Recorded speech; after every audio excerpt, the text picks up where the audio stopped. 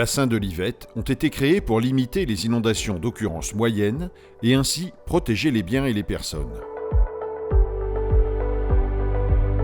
Un bassin de rétention est une zone de stockage à ciel ouvert, créée en dérivation d'un cours d'eau pour permettre de stocker le surplus d'eau de la rivière le temps des intempéries. Le bassin de rétention a un mode de remplissage passif. Il se remplit et se vide automatiquement quand le niveau de la rivière dépasse un certain seuil. Il comporte une entrée et une sortie dont l'ensemble peut être surveillé à distance grâce à la télégestion.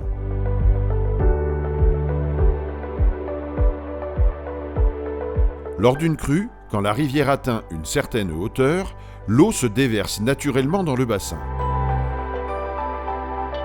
Une fois le pic de crue dépassé, le bassin se vide progressivement par la vanne de sortie restée ouverte. Aucune manipulation des ouvrages n'est faite pendant la crue et tant que le niveau de la rivière reste haut.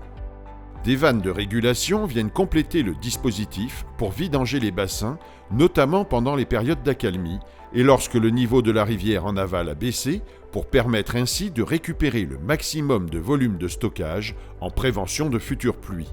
Ce n'est d'ailleurs que pour ce moment-là qu'elles sont utilisées. Les petites crues, qui étaient débordantes avant la création des bassins, sont maintenant écrêtées.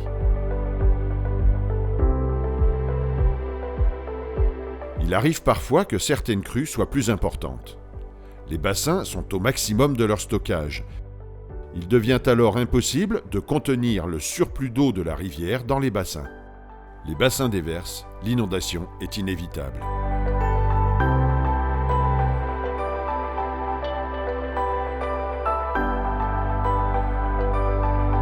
Lors de crues importantes, la cellule de crise se met en place et édite des bulletins d'information.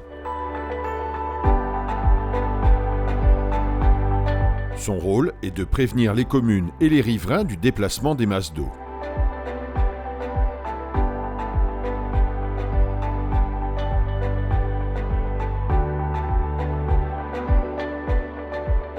D'autres solutions existent pour limiter le risque inondation. Il s'agit de comprendre la rivière, son fonctionnement et de le respecter.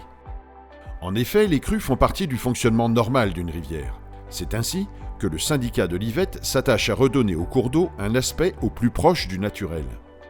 Depuis plus de 10 ans, le syndicat engage des projets de renaturation dont les résultats montrent déjà des effets positifs en cas de crue. Quand les bassins ne peuvent plus jouer leur rôle protecteur, il faut mettre en place d'autres moyens de protection individuelle pour réduire la vulnérabilité face à ce risque naturel.